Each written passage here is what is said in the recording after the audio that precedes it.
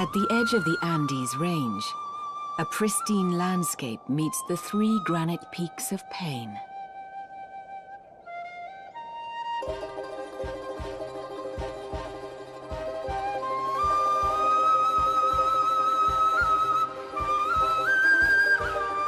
Spanning across the southern part of Chile, Torres del Paine National Park covers over 500,000 acres of mountains, lakes, glaciers and valleys.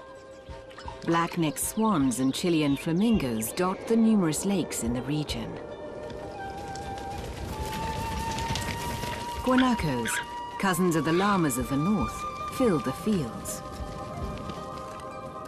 Large Andean condors take to the skies, scavenging for carrion.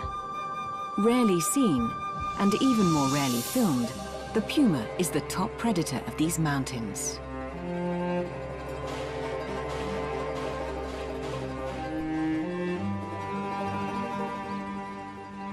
The puma survives off the various fauna of the region, ranging from small hares to the large adult guanacos. Revered by the Inca people, the pumas are skilled apex predators. They prey on many of the animals in the park, from the smallest to the largest.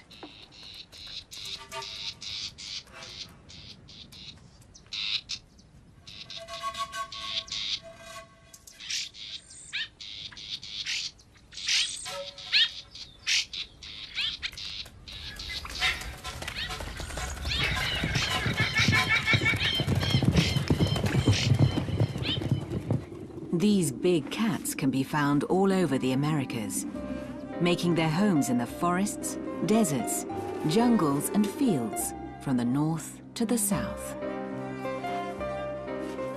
Over the course of 2 years, Hugh Miles filmed the pumas of Torres del Paine, following one cat in particular. Experiencing both heartbreak and joy, triumph and loss, he gives us the story of the great lion of the Andes.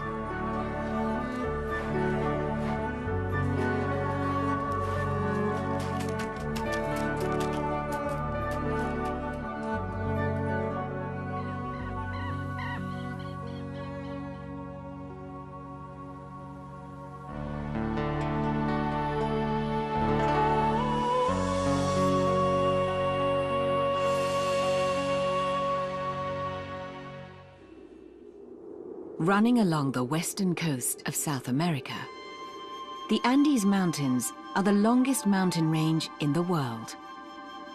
They culminate at the tip of Chile at the Southern Ocean.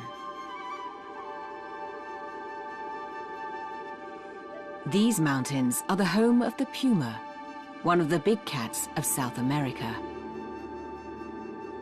One particular territory is the Torres del Paine National Park. Here, these large felines have wide grassy hills, craggy mountain peaks, and long lakes to stalk.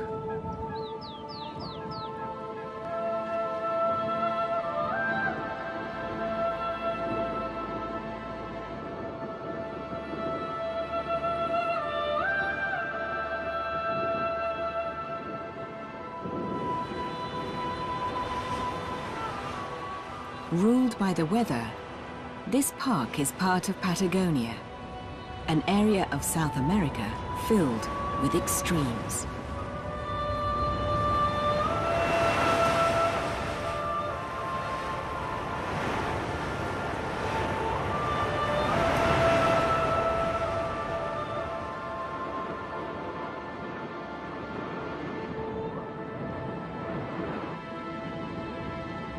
Protected in the park, gifted animal filmographer Hugh Miles is undertaking an extensive stay to film the pumas that live there.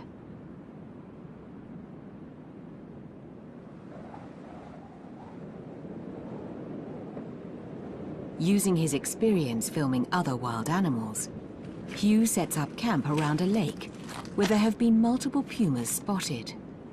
Filming pumas is a daunting prospect. But I love these inspiring landscapes, and the chance of getting to know such beautiful cats is a real privilege. That guanaco is alarmed, as well it might be. There are 2 pumas on that far hill. I can only just make them out, but one's bigger than the other. Maybe a mother and large cub, or a male and female. They're looking a bit nervous, but I'll try to get closer. It's always exciting when approaching an animal for the first time, especially something as charismatic as a big cat. Wow, he's not happy. Those flattened ears mean he's terrified.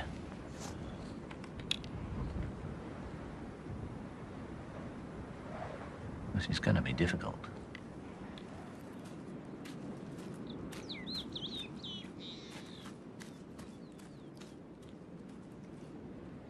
Hugh readies for a long shoot.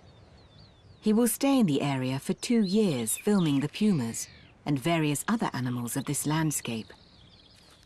A few are more easily won over than others, such as his new neighbors, foxes, who can be tamed with a few treats. After only a couple of weeks, I have this charming little grey fox completely trusting me, and I hope in time I'll win the trust of a wild puma. My helper in this quest is an old friend from Argentina, Donaldo MacIver. We're a team of just 2 to limit disturbance. Our search for pumas begins where they've been seen in the past. Lake Sarmiento is huge, like an inland sea, its coast riddled with caves. But pumas are solitary animals with large territories, so there are probably only a few cats along this whole shoreline. A travelling cat will more than likely follow the coast, so I hide with the camera close to the shore while Donnie watches from a distance to warn me if a cat is approaching. Then we wait and wait. But we're lucky. After only 3 days, a cat is heading our way.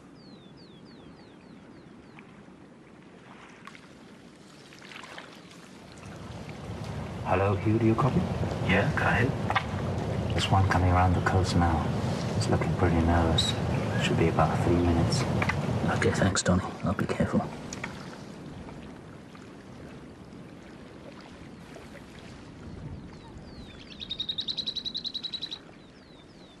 It's looking a bit tense. Obviously aware that something odd is hidden in the bushes. Jeez, that's one lovely cat. A female, I think. 6 feet of feline grace. That's lucky. She's going into a cave. I'll concentrate on this one spot and see if she gets used to me. Those ears are so expressive. Turned back listening to me. Yes, I'm sure she's a female.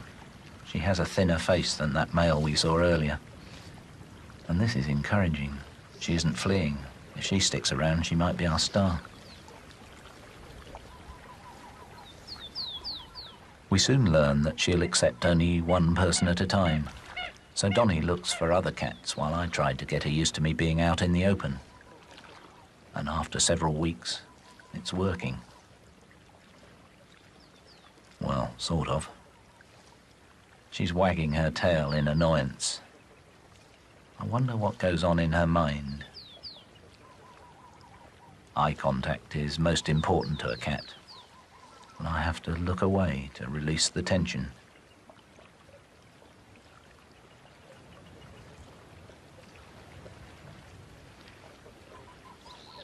Luckily, she's beginning to ignore me and my shadow on the rocks.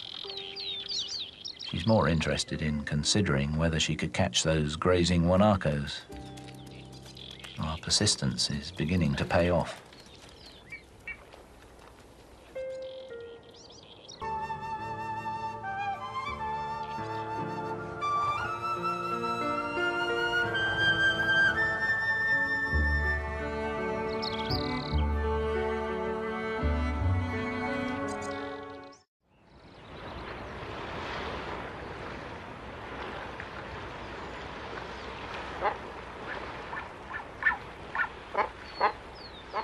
Spring is a bountiful time for prey for Penny. Upland geese and the rhea are both options for her to feed on.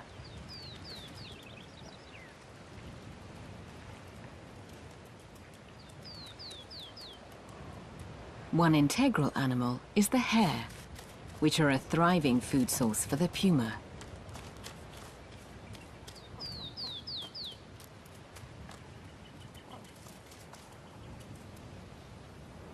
While smaller animals are available, the largest size food source available for the puma are the guanacos.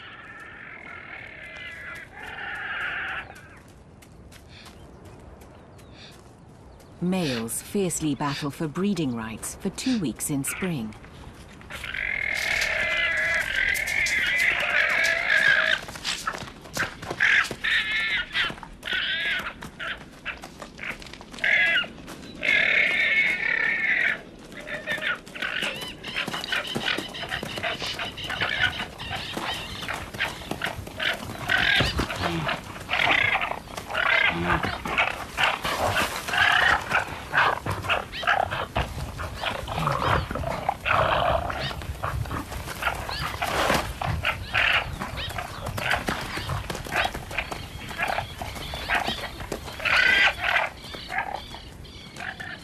Guanacos are vigilant against hunting pumas.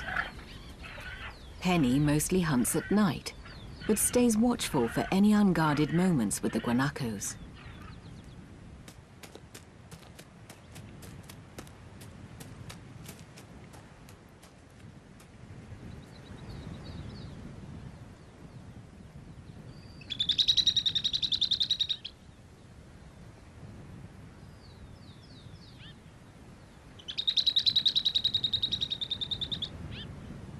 While most would see an open field as exposed, the guanacos use the clear space to their advantage to see any stalking predators.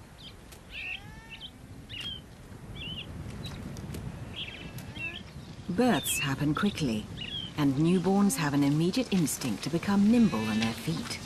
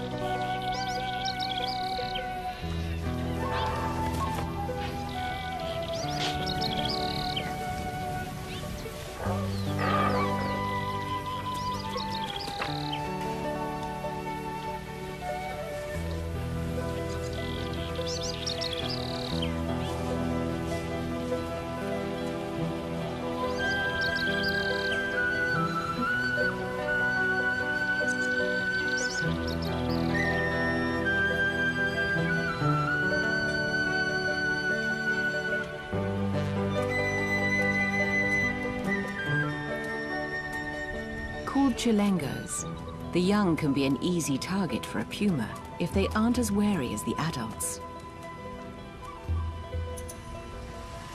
Up until now, it's been impossible to film Penny hunting, for if she's being watched by anyone, guanacos or me, she just gives up.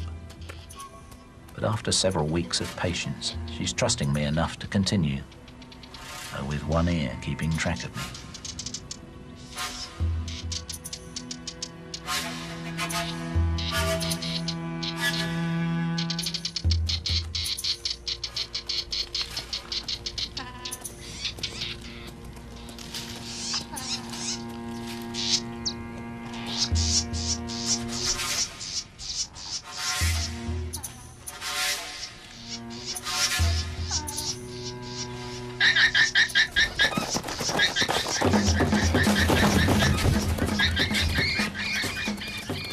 Penny must be careful not to catch the attention of any guanacos, lest they alert the rest of the herd and run off.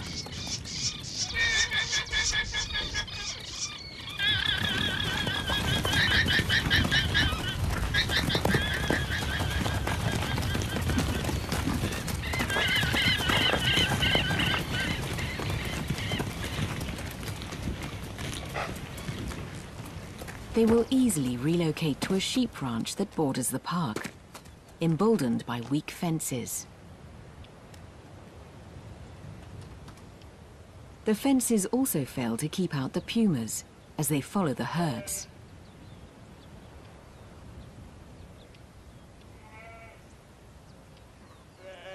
Flocks of sheep provide lots of opportunities for pumas to hunt, and the ranch owners have a growing animosity towards the hunters.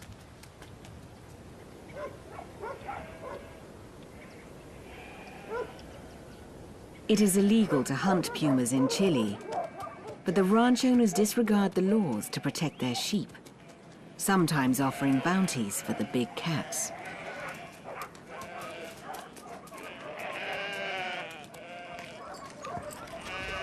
Dogs are employed to track the pumas that cross into the ranches, and often follow even when the puma crosses back into the park.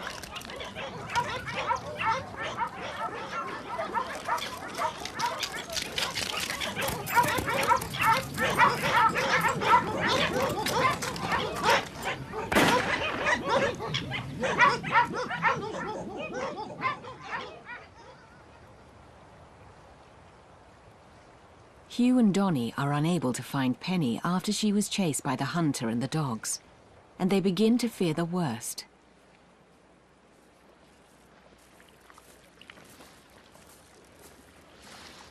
They follow the trail and discover how far into the park the hunter went. There are puma tracks along the shore of the lake, edged by horse tracks.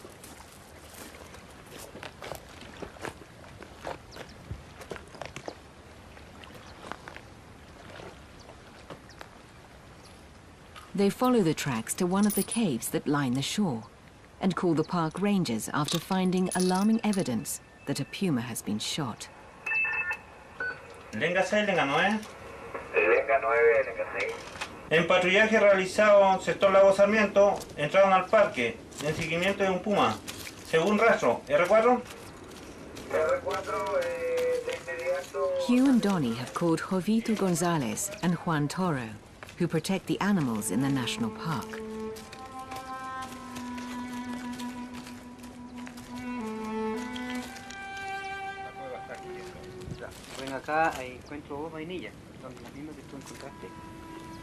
The park rangers find not just one kill site, but 2 other caves have shells and extensive bloodshed.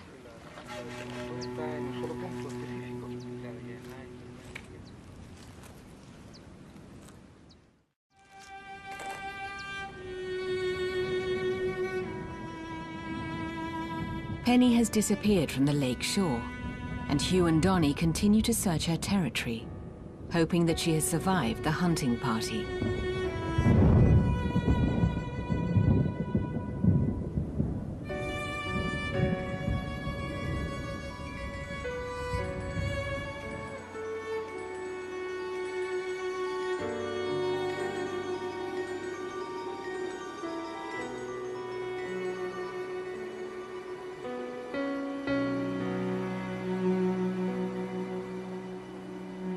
The seasons change, and Penny stays hidden away from Hugh and Donnie.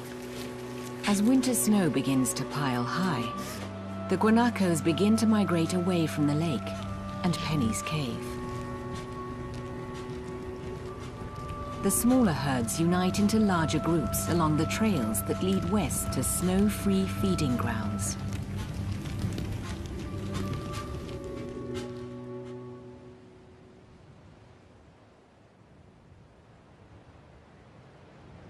Though we haven't seen Penny since the hunting incident, we've never given up hope that she's still alive. And while searching for her by the cave one day, we find puma tracks and our spirits soar. Are these Penny's prints? That evening we have the answer.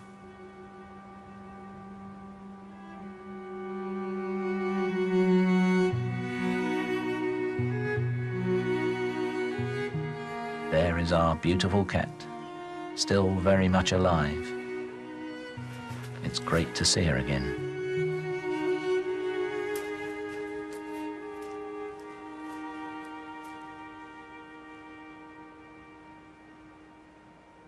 Being with Penny day after day, I've learnt that the late evening, night and early morning are her most important hunting and feeding times. Pumas cover their kills with vegetation or snow to hide food that could last several days. But Penny stays nearby to discourage the condors from scavenging her meal.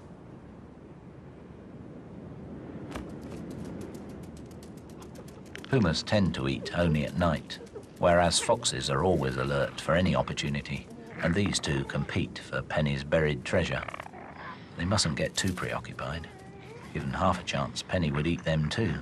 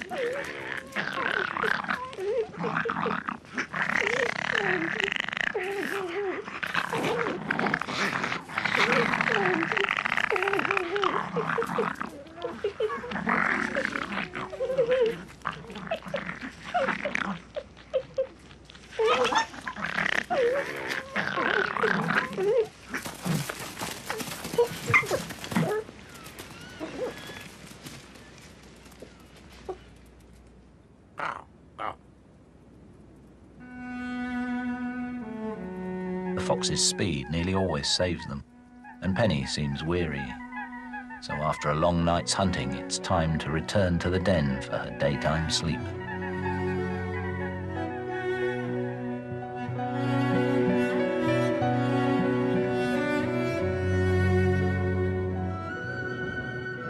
Condors circle Penny's unguarded kill. The bird's heft is suited to the windy weather of the Andes, as their 10-foot wingspan helps them soar and glide as they search for food.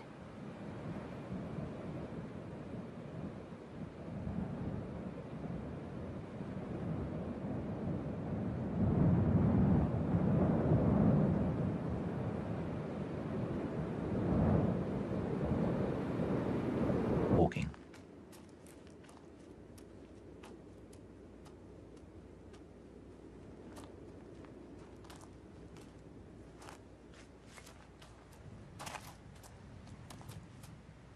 In the evening, I find Penny sniffing around above her den. She's keenly interested, as if she smells another cat, and maybe it's a male. Pumas become sexually mature between 2 and 3 years old, and if Penny is as young as I suspect, this could be her first encounter. Mountain lions can breed in any month, but down here in Patagonia, the pumas tend to have kittens in the spring. Her behavior does suggest a male is around. She seems keen, but hesitant, just like any young lady on a blind date. And there he is, a big male waiting by the den.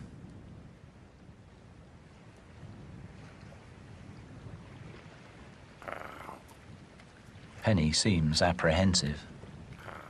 In fact, rather touchingly, she circles round closer to me than him. Seems extraordinary that she trusts a human more than a puma. I feel quite honored.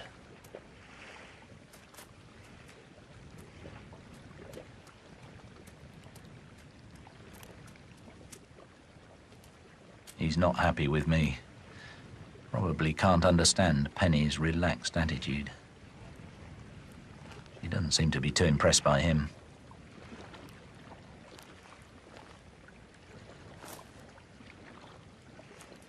He's a powerful-looking cat, easily recognized by those more distinct black and white markings on his face.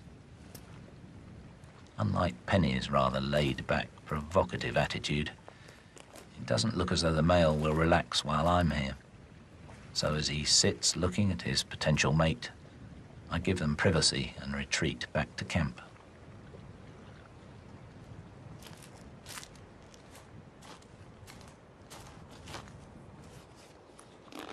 I see Penny and the male together just once more, in moonlight near our tents. If they did mate, gestation is about 3 months, so she might have cubs in the spring.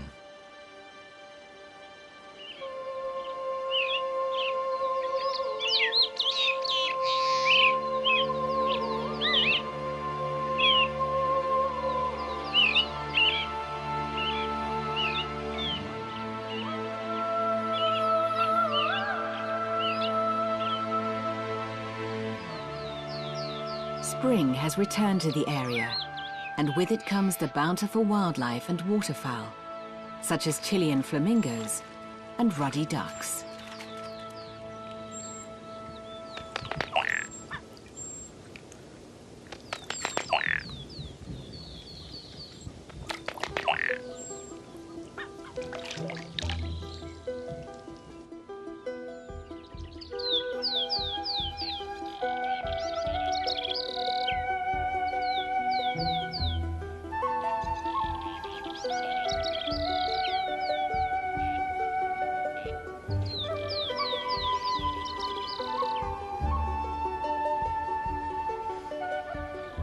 Fox kids play in the rugged landscape. Hugh and Donnie still have no sign that Penny is around the park.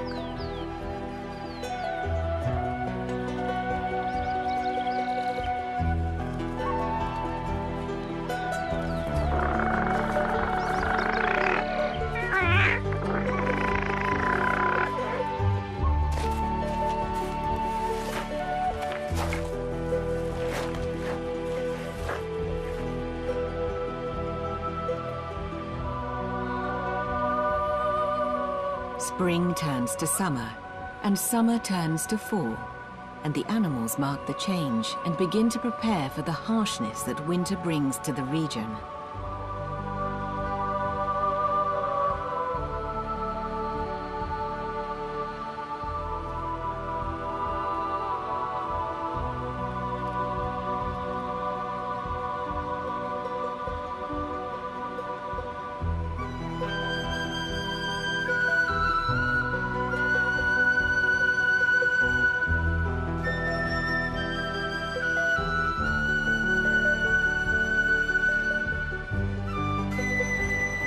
The Guanaco herds merge together again, and the fate of Hugh's huntress remains a mystery.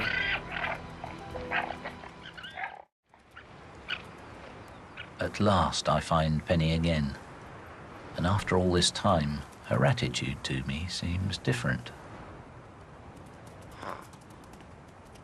Is it a warning to keep my distance, or a gesture of friendship? Either way, if she does have cubs, I hope she'll lead me to them. If they were born in the spring, they should have been out of the den for several weeks.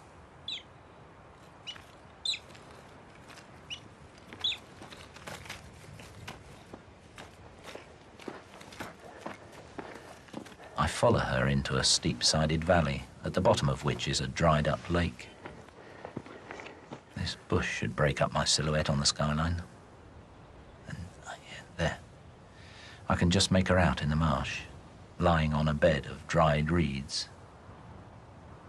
And she does have a cub. Ah, 2 more playing nearby. 3 in all, a normal-sized litter. Must be about 4 months old. What charming little kittens they are.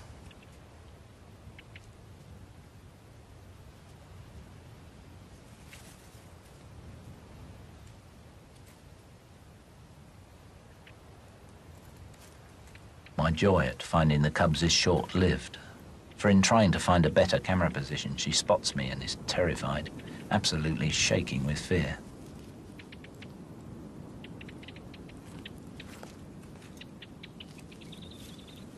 Her wild instincts seem to have taken over completely. She's abandoning the cubs. Understandable, I guess. I suppose she thinks I'm a hunter.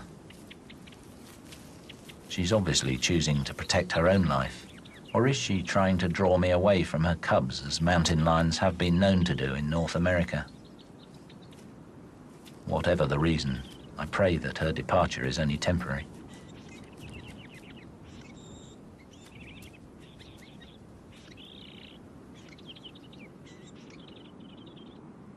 It's a tense situation, for filming wild animals, however well-intentioned, often disturbs them and can even put their lives at risk.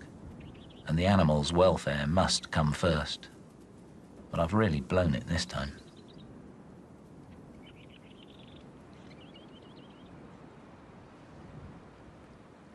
I pull back to a safe distance from Penny, and much to my relief, as darkness approaches, she relaxes and seems to accept me again. Then she starts heading back to the cubs. After the scare I gave Penny, I lose her for several days, but eventually find her to the west of her den. She only has 2 cubs, and I wonder where the 3rd one has gone. Donnie and I just walk and walk, scouring the hills for Penny and her cubs and clues of their presence. And about a week later, we come across one of Penny's old kills. And there, close to it, is a sad sight. The 3rd cub, its body already desiccated by the relentless wind. Its skull is flat on one side. Must have been crushed by another puma, for nothing else is. It's a tearful moment, and we pray that Penny's other cubs will survive.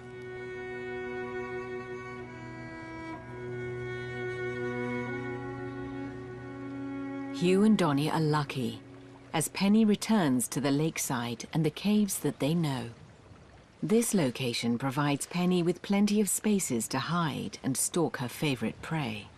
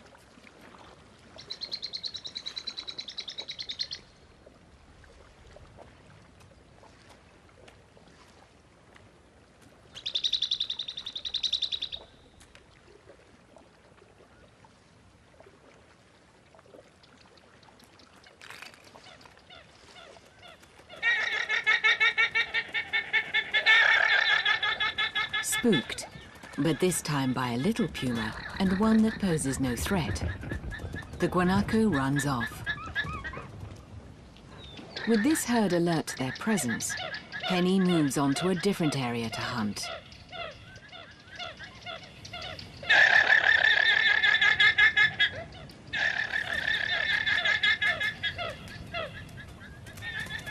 As Penny and the cubs move through the landscape, Hugh and Donnie follow their progression through the park.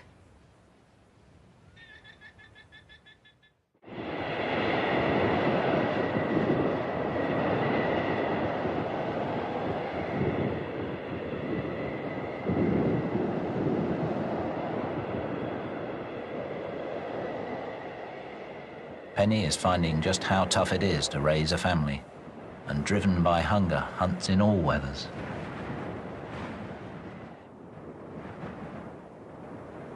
Without surprise on her side, Penny has little chance against a fleet-footed hare, and she needs larger meals too. But the guanacos have been driven west by the blizzards, and Penny must follow. Hungry or not, the cubs remain playful as they follow her trail. They're 8 months old now, and I soon appreciate how effective their large paws are in soft snow. They glide over the surface while I struggle to keep up, drilled into deep drifts by 50 pounds of camera gear. But I'm desperate to see a successful guanaco hunt, and Penny is keen too. On this particular day, she walks 6 miles. but it may be worth it. For every success, there are many failures, and almost inevitably, it seems, Penny is spotted. But she has another problem. Her quest for a meal has taken her deep into the home range of another cat, and it's watching us all from the top of the cliff. This one also has cubs, 3 large ones. I'm keen to find out who Penny's neighbour is, and though the cubs make themselves scarce and their mother is shy at first, she's remarkably tolerant. Living deep inside the park, perhaps she has little fear of humans. Extremely wary of this stranger, for pumas will defend their litters fiercely.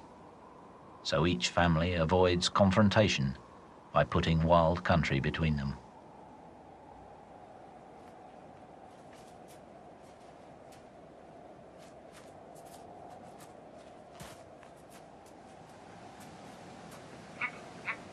The cubs seem unwilling to do anything but play, and Penny is reluctant to leave the area too, for this is where the guanacos are holed up for the winter. But she must retreat to ensure her cubs' safety. They'll be hungry again, but spring is on the way.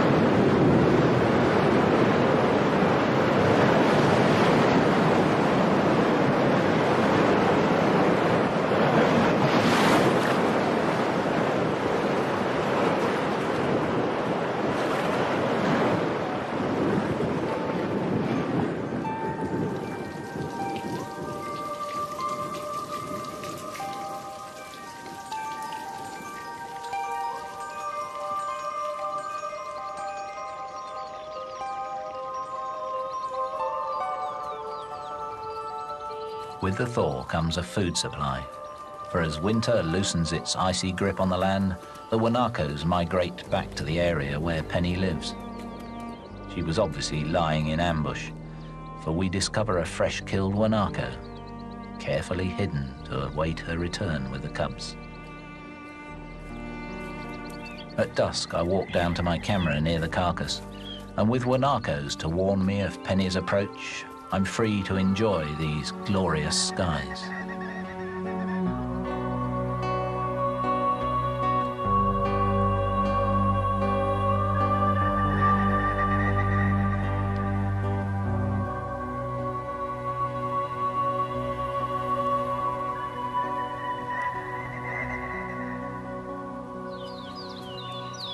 With the dawn chorus in full voice, Penny leads the cubs away, taking them to different parts of the home range each day to ensure they know the best places to hunt and hide. Their survival is important, for pumas are a vital part of the natural cycle in these mountains.